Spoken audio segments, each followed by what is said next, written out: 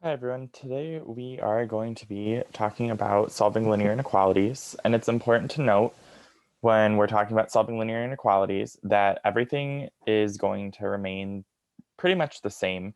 All the same rules apply for how to solve equations. It's just like solving a normal equation with an equal sign. The only big difference here is that if you multiply or divide by a negative number,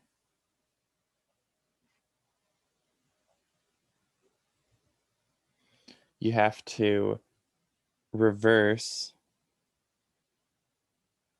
the inequality. And I'll show you what I mean once we get to a problem that involves that. But that's just an important thing to note. Everything is going to behave the same way, all the same order of operations, all the same operations to solve, isolate the variable. It's all the same thing, except it's just different when it comes to multiplying and dividing by negative numbers. So in this case, in the case of number one, it's going to be pretty much the same as we've normally done with everything else. Keep the inequality facing the same way at all times unless you're multiplying or dividing by a negative. So we're going to subtract x, so we're left with 3x minus 5 is greater than x. I'm sorry, is greater than just 10 now.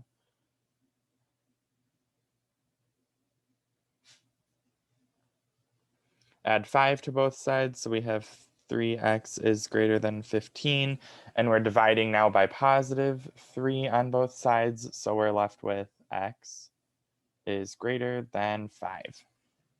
And that's it. That's our answer.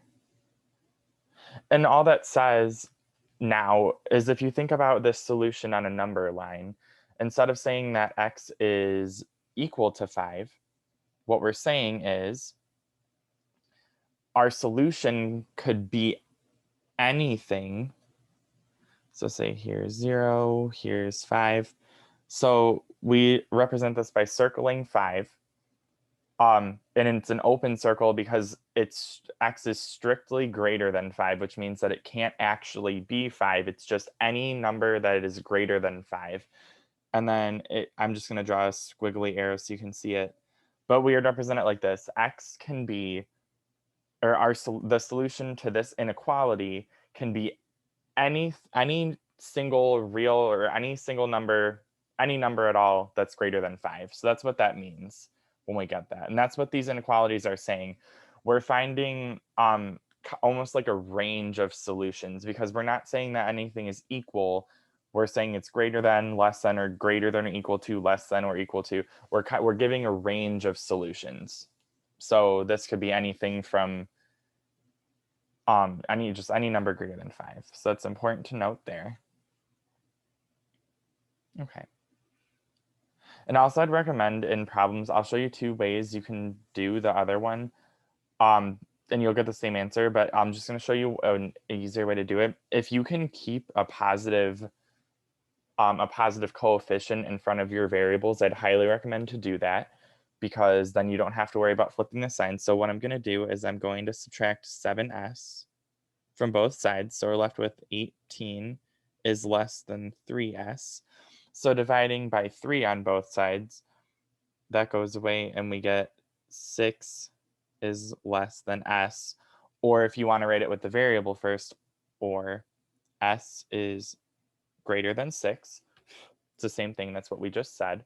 A second way to think about doing this, which still gives you the same answer, it just can be a little bit more confusing, is if you subtract 10s from both sides first.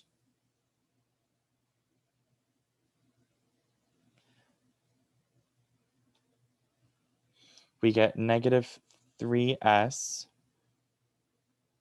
plus 18 is less than 0. Then we'd subtract 18 from both sides to get negative 3s is less than negative 18. Notice how I didn't flip the reverse the inequality there because we're subtracting. When you add and subtract, doesn't matter if it's positive or negative, you don't flip the inequality sign. It's only if you're multiplying or dividing. So now we have to divide both sides by negative 3.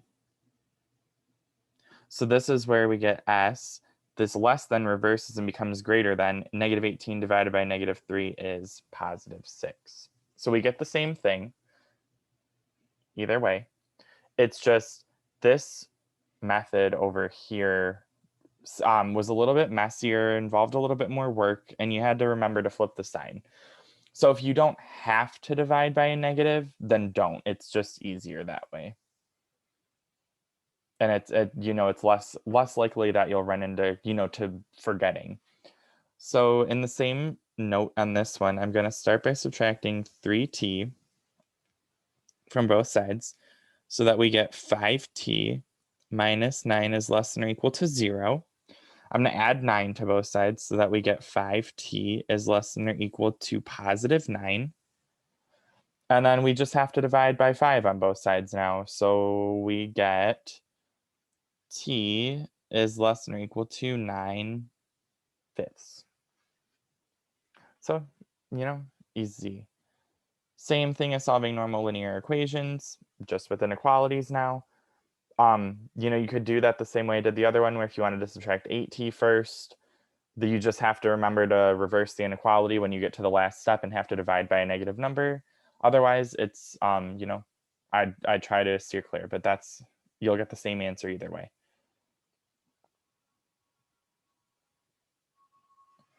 Okay, so this one is one that involves doing the distributive property first, as we've done before to solve linear equations. So what we're going to do is we're going to take this 5 and multiply it by 2b and by -4. So what we're going to have is 5 times 2b plus 5 times -4 is greater than, oh, sorry, that 4 is not good. Sometimes my stylus just doesn't like to work, and it's just, it'd be like that sometimes. Is greater than b minus 7. So when we simplify, 5 times 2b would be 10b. 5 times -4 would be -20. So plus -20 is just -20 is greater than b minus 7. So now I'm going to subtract b from both sides. And we're going to move over here.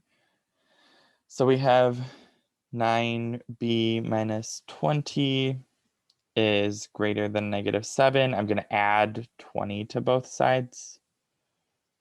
So we have 9b is greater than positive 13. Divide by positive 9, so we don't have to reverse the inequality. And we're left with b is greater than 13 over 9. So that's all we have to do for that. And the purpose is just showing you that it's really just the same process. The only difference is you're dealing with inequalities. So the answer tells you something different, and you just have to pay attention for that special circumstance. Okay, so now we have fractions to deal with, which is always fun, super fun fractions. So what I would recommend doing first is getting the variables to one side and the constants to the other side, either, on either side of the inequality, whichever way you want to do it, and then seeing how we have to combine them. So what I'm going to do is I'm going to add 6p over 5 and then to both sides to start. I'm not going to combine like terms yet because it's hard to do that right now because we have different denominators, so it's not going to work too well yet. And then I'm also going to subtract 4/5 from both sides. So this 6p minus 5 goes away over here. This 4 over 5 goes away over here. So what we're left with now is 6p over 5 minus 7p over 10 is greater than 1/10 minus 4/5. So now, in order to combine these fractions, we have to have a common denominator. The common denominator actually in both cases is 10. So what we need to do is we need to multiply the numerator and denominator here by 2 so that the denominator will be 10. But we also remember when you're making a common denominator, you have to do the same thing to the numerator so that the fraction is still the same, just with a different denominator and a different numerator, or else it won't be equivalent anymore. And then for 4/5, same thing. We have to multiply both the numerator and denominator by 2. So now what we're solving, which I will go over here with it,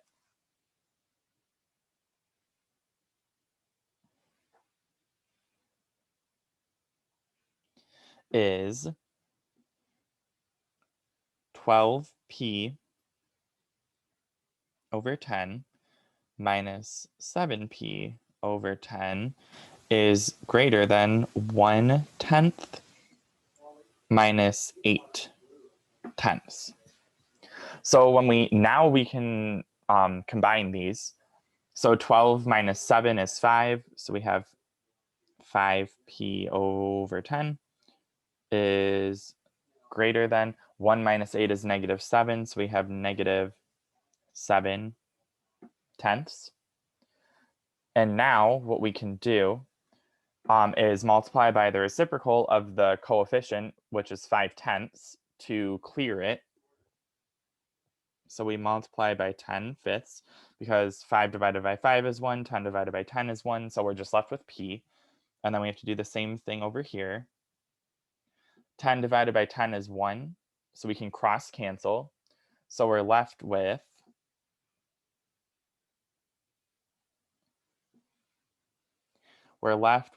p is greater than -7 times 1 is -7 over 1 times 5 is 5. So p is greater than -7/5 as our final answer for that that inequality. It's still the same process that we've worked with before, solving linear equations involving fractions. It's the same thing. You just have to be careful with inequalities, and you always just have to be careful about how you're evaluating too, to make to see if you have to maybe reverse the inequality sign if that comes up. In this case, we didn't have to, luckily, because we were left with a positive coefficient on our variable, which is really what it comes down to. If the variable and your coefficient is positive, you're not going to have to flip the sign generally in these, like two-step linear equations, because adding and subtracting doesn't make you reverse the inequality. It's just multiplying and dividing by negative numbers. So if you're not multiplying anything by a negative number, you don't have to. We didn't here. So we're good there. Okay, and then the last one is solve 9 minus 7r over 2 is less than or equal to 5/4. More fractions. Actually, it's good though, because it's less fractions than before.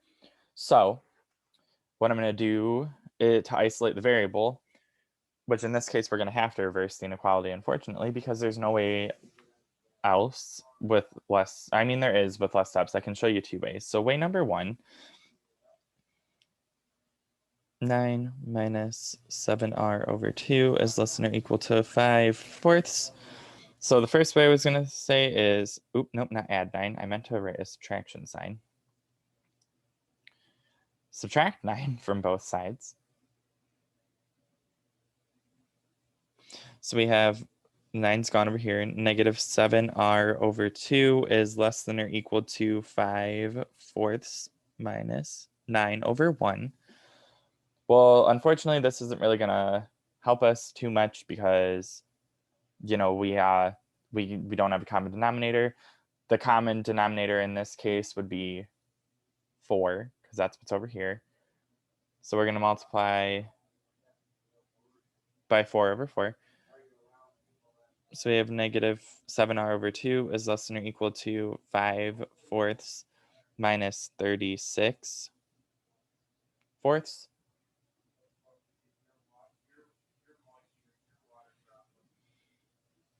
And we have -7 over 2 is less than or equal to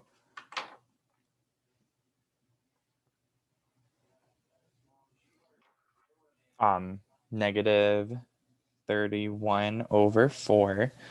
And then finally, we have to multiply by the reciprocal over here, which would be negative 2/7, because this cancels with this cancels with this. So we're left with just r, and then negative 2/7 over here. One thing that we can do is cross cancel, so this becomes 1, and so this becomes 2. So what we're left with overall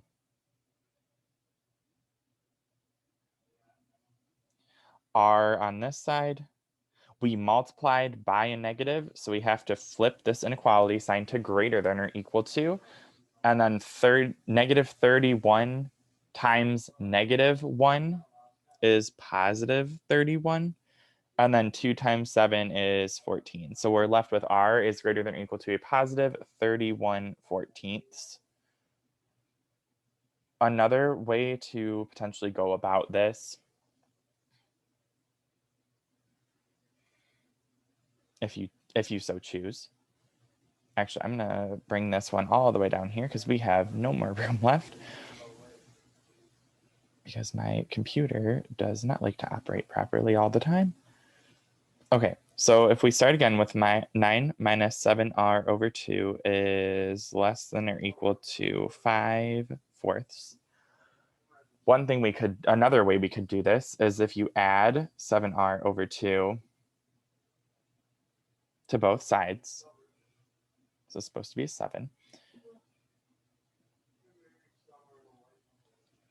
We get 9 is less than or equal to 7r over 2 plus 5/4. Now, if we subtract 5/4 from both sides, we're going to have 36/4 of, again, minus 5/4, so we're going to end up with positive 31/4 is less than or equal to 7r over 2. Now we're multiplying by a positive 2/7.